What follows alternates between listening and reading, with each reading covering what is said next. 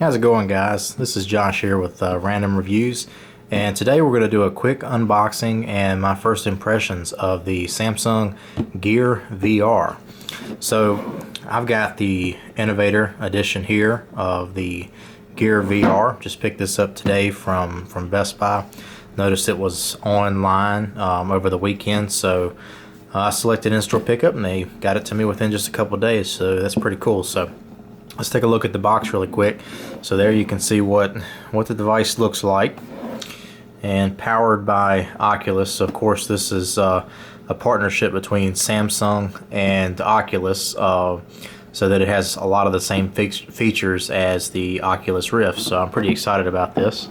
Let's see, nothing around the sides, nothing there. Then on the back we've got a few details here. So mentions that you can enjoy 2D and 3D content, play games, explore tourist attractions virtually with an immersive 360-degree panoramic view, and experience the Gear VR now. So the one big drawback to this device, of course, is the fact that it does require a Galaxy Note 4, and that's only the standard edition of the Note 4. So if you have the Note 4 Edge, you're out of luck, or any other Samsung smartphone for that matter. So right now this is the only phone that it works with, at least with this edition. So you can see here that this has a touchpad, so that's pretty cool. You've got a back button, and you can use that for back or long press to get you back to your menu. And then you've got a touch sensitive pad there, as well as a volume key. It has cinematic wide view, an immersive 360-degree experience, and realistic virtual reality games. So there it mentions again that it requires the Samsung Galaxy Note 4. It can't be operated on its own. You have to download VR apps from the Oculus Store. The gamepad is sold separately, and it does include a 16 gig micro SD card with preloaded virtual reality content, and just some warnings and information down there at the bottom. So let's get into this box and see what we've got here. I can break the seal. There we go.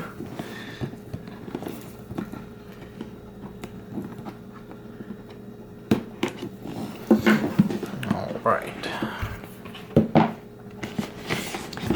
So we've got our carrying case. Set that to the side for just a second.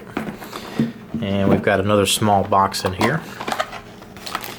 So in here we have an additional foam pad. So this is the part that goes up against your face. It's nice that they include a second one, as I'm sure this will absorb some sweat and oils through use. We also have a manual, and I believe that is it. Yep. So nothing else in there other than your getting started guide. So I'm sure I will need that in just a second. So let's go back and see what's in the carrying case itself. Very nice. It's a hard shell case, Gear VR, Samsung branding.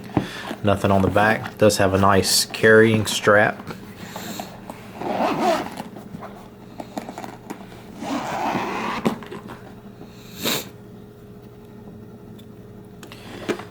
There we go.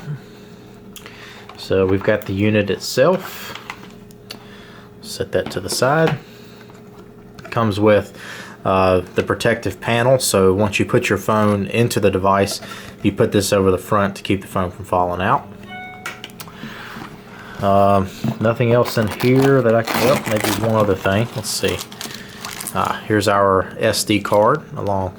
So you actually get a micro SD card along with the SD adapter, so that's a nice added bonus. And we have looks like a microfiber cleaning cloth in here. Let's see. Yep. So it's actually got the Gear VR branding on there, so very nice. Feels like quality. There we go.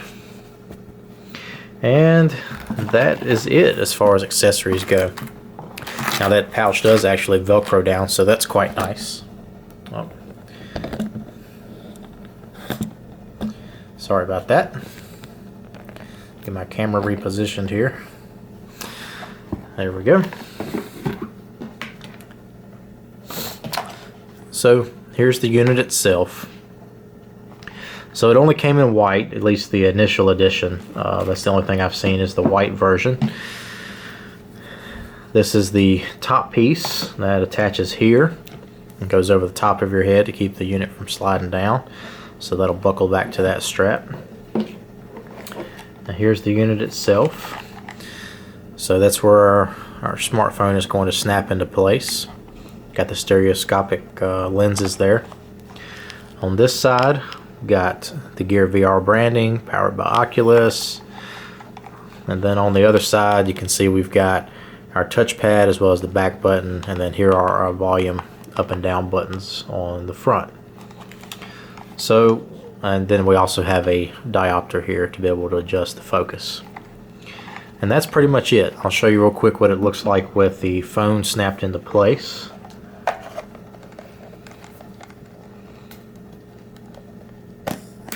There we go. So you can see that there, and then we could put the panel on the front as well. So we can figure out how this goes on here. There we are. And there's the panel. It's a very compact unit. The support feels very, very cushy.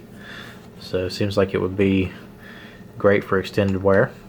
So I'm going to give this a try, and I'll come back and talk about the experience a little bit more once I've had a chance to download some of the apps and try them out. So be back shortly. Alright guys, so I'm back to give you my first impressions of using this, and it took me a little bit longer to get back and finish this video than I thought it would, because once I got to playing around with the Gear VR, I had a hard time putting it down.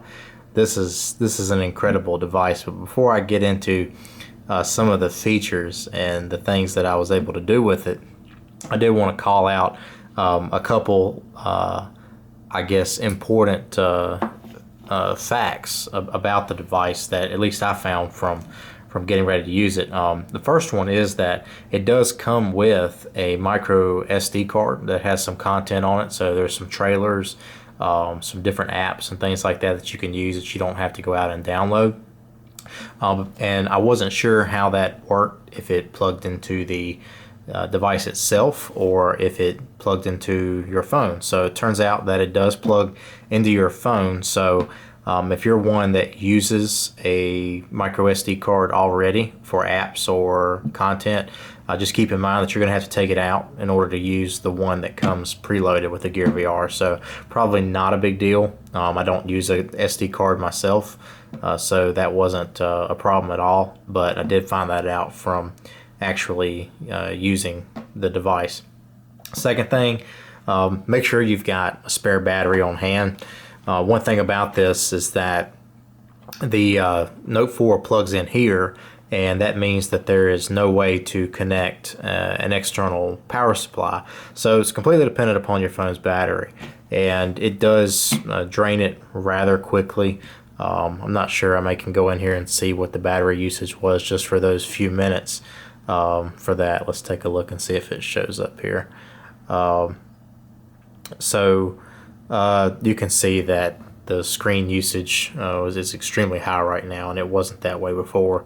Obviously the screen is on the entire time, and then you've also got the processor and the graphics chip working quite hard to power the experience. So something to keep in mind. You may want to make sure you have a spare battery on hand, or at the very least just make sure you've got your phone powered up before you get into this, because if you're anything like me, once I got to using it, it was extremely hard to put down. So you could easily kill your battery that way. So the device is very comfortable.